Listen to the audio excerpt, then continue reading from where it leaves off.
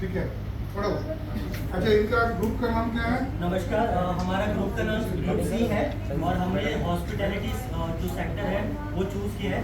जैसे कि हम जानते हैं हॉस्पिटैलिटी में एविएशन, एयरलाइन भी आता है, होटल्स भी आता है और हॉस्पिटल्स भी आता है।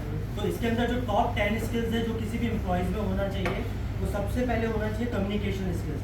उसके बारे में हमारे जो कलीग हैं मिस ज्योति वो बताएंगे।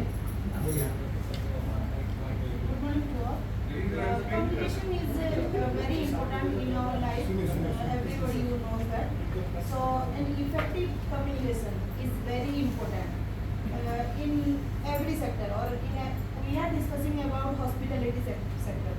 So effective communication in the healthcare sector is very important.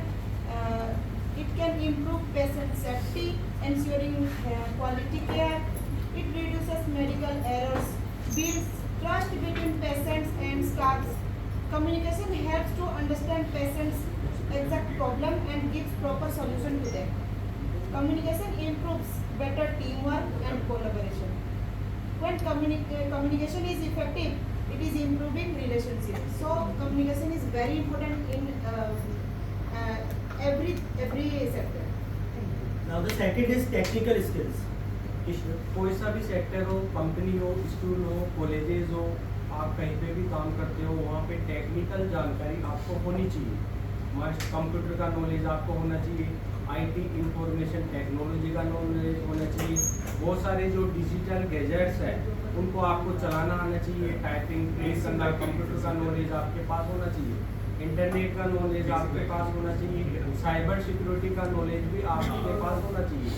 तब आप उसमें भी अच्छी तरह वर्क कर पाएंगे, मोटिवेशन कर पाएंगे, सारा काम अपना प्रॉपर कर पाएंगे। Third is positive attitude. कहीं पे भी हम काम करते हैं तो हमारा जो दृष्टिकोण होता है, सोचने की क्षमता होती है, जिस तरह से हम चीज़ों को देखते हैं वो हमारा पॉजिटिव एटीट्यूड होना चाहिए। नकारात्मकता हमें नहीं लाना चाहिए, हमें हरदम आशावादी अपने जीवन के प्रति, काम के प्रति होना चाहिए। The fourth one is time management. Time management है, समय प्रबंधन।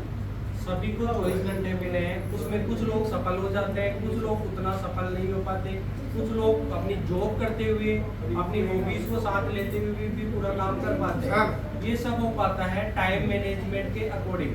आप चाहो तो अपने जो 24 घंटे आपको दिन में मिलते हैं, 8-8 घंटे के हिसाब से 3 जगह उनको बांट लो।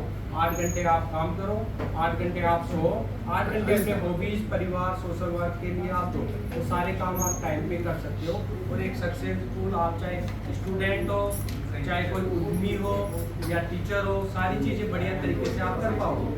Fifth one is coordination. Coordination, कहीं पे भी हम काम करते हैं तो हमारे जो कर्मचारी होते हैं, कलीग्स होते हैं, उनके बीच में कोऑर्डिनेशन बहुत ज़्यादा जरूरी होता है, तभी हम सारे काम प्रॉपर तरीके से कर पाएंगे।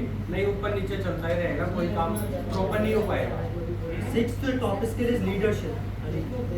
Good morning all of you. जैसे कि मेरे मेंबर्स बता ही चुके हैं जो भी मोस्ट इम्पोर्टेंट टॉपिक्स, कई मोस्ट इम्पोर्टेंट जो स्किल्स होते हैं कहीं पे भी, तो ये लीडरशिप भी एक इम्पोर्टेंट टॉपिक है, जिसमें कि जो भी हमारे ग्रुप्स है या जो वर्क प्लेस है हमारा, तो वहाँ पे एक लीडरशिप होना भी बहुत ज़रूरी है, जहाँ पे हम खुद डिसीजन ले सकें। अगर कोई प्रॉब्लम आता है या कोई भी सिचुएशन आती है तो हमें खुद डिसीजन लेना होगा कि इसके लिए क्या सही रहेगा, तो उसके लिए एक लीडरशिप होना बहुत ज़रूरी है। और seven top skill is cooperative.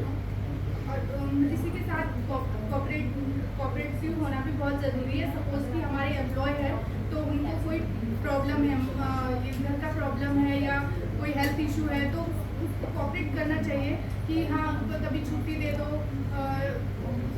उसके हिसाब से जो सिचुएशन है, ऐसे नहीं है कि अपने इसी पे रहना। तो एक फ्लेक्सिबल माइंडसेट होना ज़रूरी है और हम अपने कोऑपरेशन दिखा सकते हैं, वो एक अच्छा skill. Now the eighth one is hard working.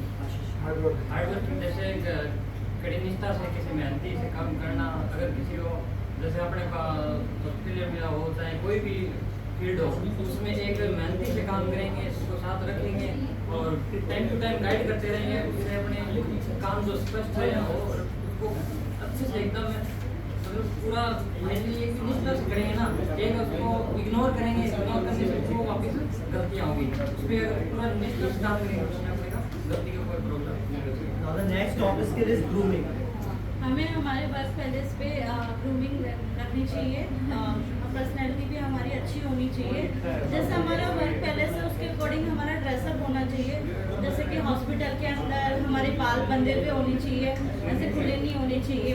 Hotel line में भी सेम ही चीज़ है।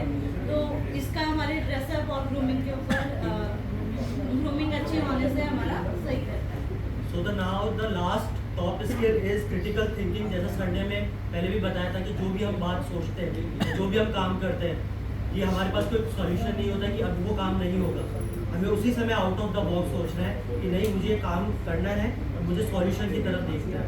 तभी आपके ब्रेन में दिमाग आता है कि हमको उस काम को कर सकते हैं और आपके पास सॉल्यूशंस आते हैं। The last one is that is empathy, which one is कि आपको सामने वाले की प्रॉब्लम को समझते हुए आपको वो काम करना है कि अगर आप उसकी जगह पे हैं तो आपको कैसा फील होगा। अच्छा पहुंचा। अगर आप में वो आ रहा है तो फिर आप दिल से काम करें। थैंक इसके लिए यू। बहुत जबरदस्त